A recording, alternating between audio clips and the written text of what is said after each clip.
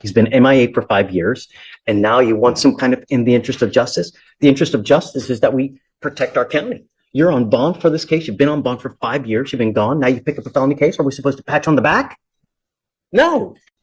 You're on bond for this DWI. You've been on bond since 2019, and now you've picked up a couple felonies out of state. I don't want you to talk about the case. My only concern is while you're on bond in this case, you're supposed to behave yourself. You're not supposed to pick up any new cases, and you picked up a couple felonies out of another state. Are we supposed to reward you for picking up new cases?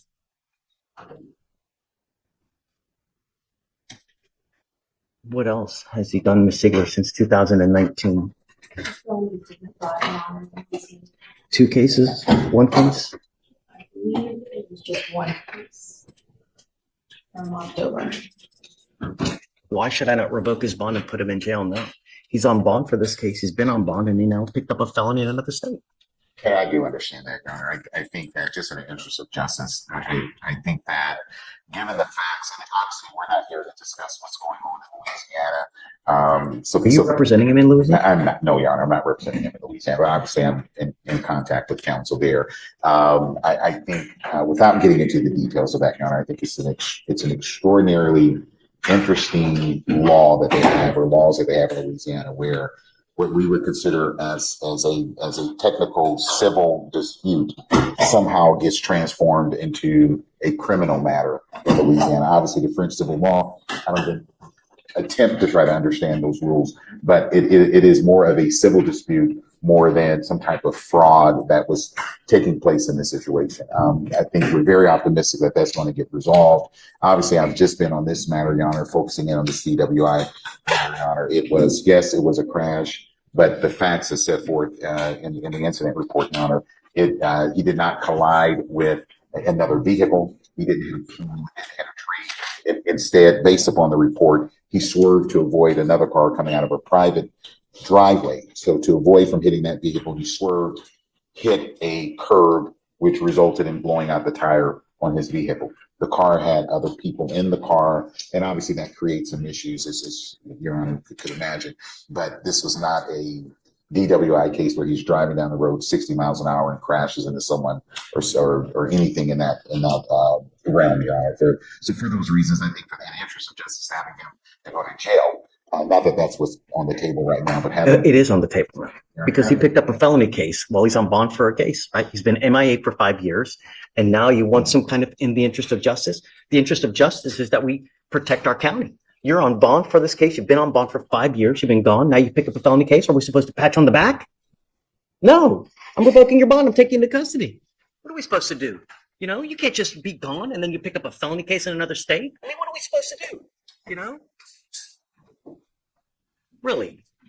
But you have to understand that actions have consequences, right? You're an adult. Your failure to act, your failure to come, you're picking up a new case. Now, I know that you say it's a civil dispute, but they found enough probable cause and a grand jury indicted you. That's usually between 9 to 12 people that sit, have completely neutral and detached, sit, listen to facts, and determine, hey, we think this person may have committed a felony offense. Still hasn't accepted charges. And Your Honor, again, not getting into the details, and it's not, we're not here to try to resolve the Louisiana. I get it, but go ahead. No, Your Honor, I'm just let me suggest it. What happens in Louisiana is this: there is a civil dispute between the parties, what we would call a civil dispute. And as a result, in Texas, what we would do in the event if a contractor or subcontractor is not paid, we place a lien on someone's property. In Louisiana, if that same transaction happens, the homeowner, now obviously there would be consequences, and maybe consequences for that homeowner, can call the DA and say, no, this guy ripped me off. Notwithstanding the fact they owe him money, this guy ripped me off. And if the DA there, because I've had 2 people that have done that to me. Well, Your Honor, Your Honor, over there, that it turns into a criminal matter. So again, we think it's going to get wiped away. I know we are this close to getting this matter resolved. And I think in all respect to the court, all respect to the bench, Your Honor, not being here for 5 years is a major issue. This matter should have been resolved a long time ago. Had I been brought in 6 months ago, it would have been resolved 6 months ago, Your Honor. We're just asking that, one, if there could be a level of grace and mercy extended to Mr. Williams at this today, I think we could get the matter resolved today, Your Honor. Obviously, I haven't had an opportunity to look at the medical records. I haven't had more than 30 minutes to even examine the record. And you know, I'm sorry that you're being placed into this precarious position now. And the facts are what they are, right? If we could make our own facts, we would all win. But at times, the bill comes due. That is today. But if you think that you can just continue to get away, jump 5 years, come back, and while you're out there, you pick up a felony case as well. I can't because I would be telling you that behavior is okay, and it's not. If you guys are able to, work something out, by all means, I'm okay with that. But I can't, in good conscience, when he's been gone for 5 years, he picked up a felony, whether it's in Abu Dhabi, whether it's in Alabama, Oklahoma, he's hopscotching states, but he goes with you. If you want to work something out, I'm happy to whatever you guys want to do, but it's only fair, really. But like I said, if you guys work something out, I'm happy to entertain whatever you guys want to do. But you guys talk. Don't Understand. not here. He's gonna take him back. I'm gonna let you guys talk. See what you want to do. I'm all ears. I'm always open to anything else. But the bill comes due. All right. Take your time. There's no rush. Mr. Williams, you are charged with driving while intoxicated. You're facing up to 6 months in jail and or a $2,000 fine. You guys have worked out an agreement where they're offering you 9 days in jail with credit for the 19 days that you've done.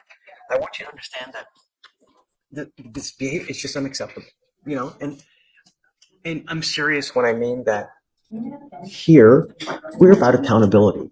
And if I don't hold you accountable, I'm telling you it's okay, and that you can just continue to run amok and just and railroad. And it's not. We mean business. We're here to not only protect the community, but to teach you a lesson so that you understand that it can't continue. Right? I don't know what happened over there. But when you're on bond, you can't pick up a felony case. And there are consequences, and I hope that you get it, right? The other thing that you need to get also now is that this will reflect as a conviction on your record. If you're ever in a car, I don't care where you are, I don't care what state you're in, you get pulled over and you have a smell of anything funky, they're going to probably take you in. They see that you have a prior DWI, if it walks like a duck and it talks like a duck. So if I were you, I would never, ever get into a car, even if you've had a sip of alcohol, a toke off of a joint, you smell anything funky, I'm telling you, you're going to go down. And what we're doing today, from now on, you're facing a minimum of 30 days in jail. So like I'm saying, I'm doing this, believe it or not, to help you, because we want to see the best in you. We want the best from you. Be better, do better. You're giving up the right to a trial, right to compel witnesses, testify on your behalf, confront and cross-examine the accusers. If you're not a citizen, there are possible immigration consequences. You can be deported, excluded from the country, denied naturalization. You give up the right to appeal once you accept this agreement. You can never change this or undo this. It will go on your record. It will be there forever. I have to suspend your license. I am going to suspend it for 180 days. There is also a mandatory suspension, a DPS surcharge. I will waive that for you now. But I want you to understand that if you come back a second offense, you're looking at a minimum of $6,000 in fines and fees, not to mention another court cost of around $600 to $700. So you pick up another DWI, not only is a minimum 30 days, but you're looking at probably around $7,000 in fines and fees.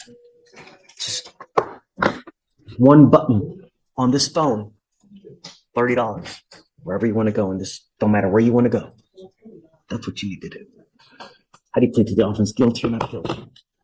I'll find you guilty. I will sentence you to it. You're going to walk out of here. You're not going to owe anything, but don't come back. All right.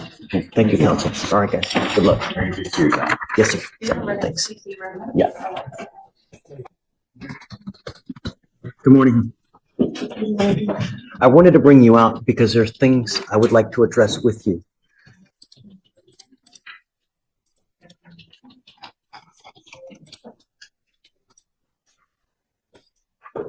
I don't know if at the time we ordered her not to consume alcohol or illegal drugs.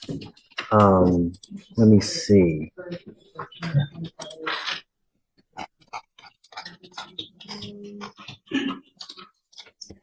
One of the things that I ordered you to do was not have any contact with a Ronnie Boo Slyman.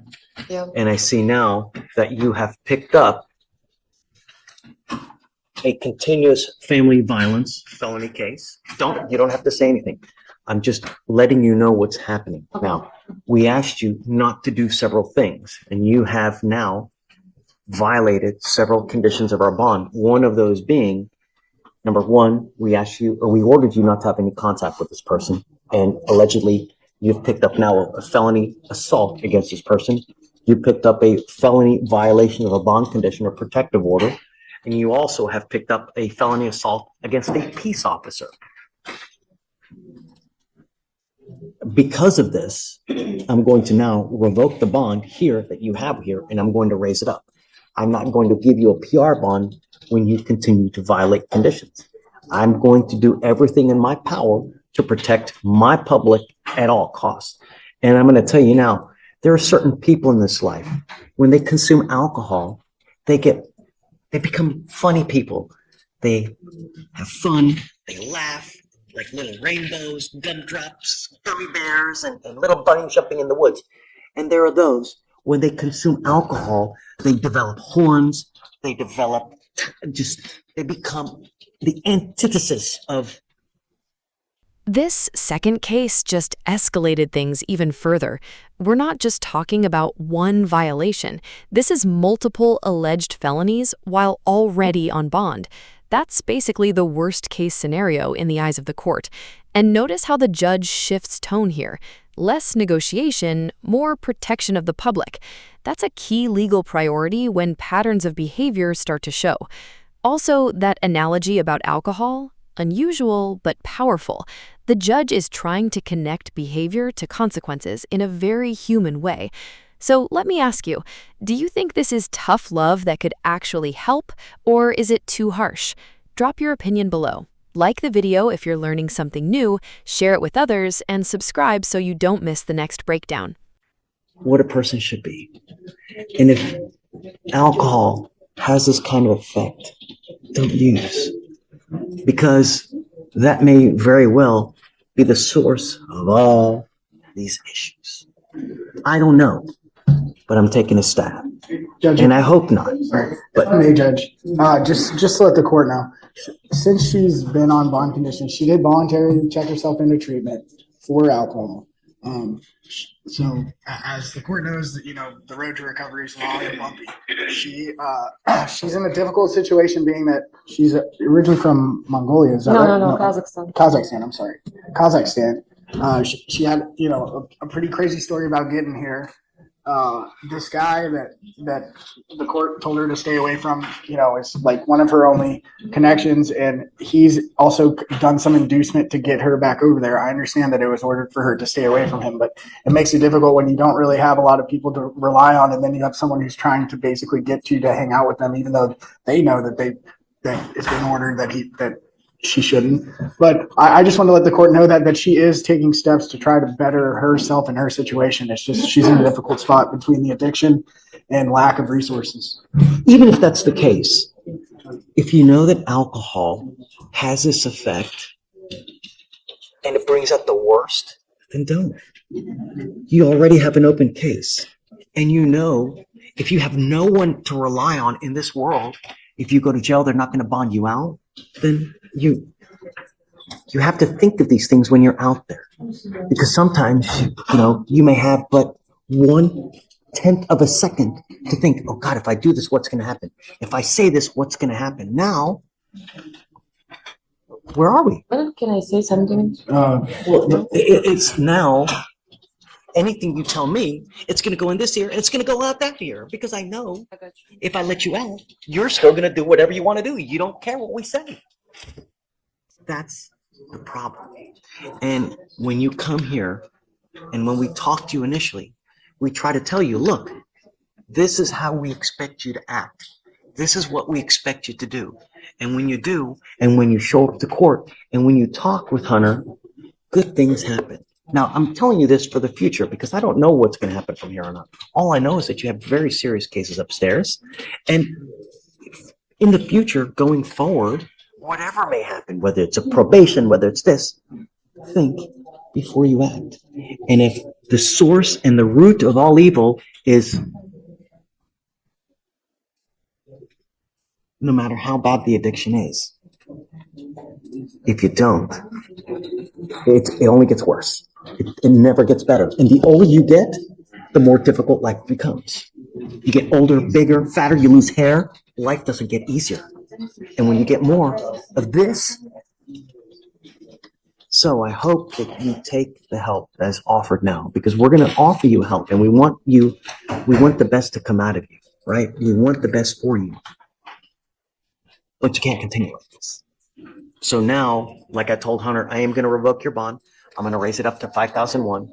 We'll come back in a couple weeks and see how we go forward. But I can't give you a PR bond when you pick up 3 felonies. Judge, may I make argument for bond amount? Sure. She currently has bond amounts on her felonies that she can't afford. She's indigent. That's evidenced by the fact that I was appointed to her, and also, given a little bit of her background, she's not only indigent, but she's has a lack of resources. Otherwise, I would ask the court to consider $250 bond. Gotta love you, Hunter. Gotta love you. Just taking The into bond's at account- 2,500 now, so that would mean lowering the bond. I'm going to set it at 5,001. We'll go forward. It looks like your felony case is set for February. You will go to felony court in February. Hopefully, you guys can wrap this up and try to get everything quick so you don't just sit there and linger. Just ask for a speedy trial date on this case. Absolutely. I have to give them at least 30 days for them to get all their stuff in preparation. Is it your case? Is it It's actually Conrad's. Conrad's? Yeah. Okay. I guess let's do this. Is he here? You want to talk to? But I can give him a call, maybe. No, but I wouldn't give him a head, or if you can give him a heads up that that's where we're at. I guess let's set it for early next week. Is discovery complete in the case? Wait till at least we have some discovery first. I think it's all complete. I think we're still waiting on body cam. Let me see that. Yeah, it looks like body cam was re-requested. We don't even have body cam. Let's do this. Let's set it for next week, like late next week. See if we can get the body cam. If you can get it, and then we can get also Conrad to come approach, and then we can set it at that time if you want. Yeah? All right. We wish you the best of luck, man. Take care.